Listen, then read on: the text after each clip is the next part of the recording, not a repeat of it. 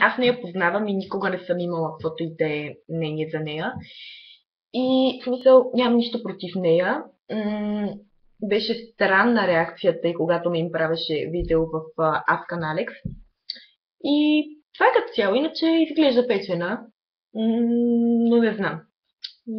Дори не съм писала с нея, така че не мога да коментирам. А Мими, какво мислиш за бубето? Мила е, понякога. Освен когато не се кара. Не трябваше да й се кара, смисъл какво?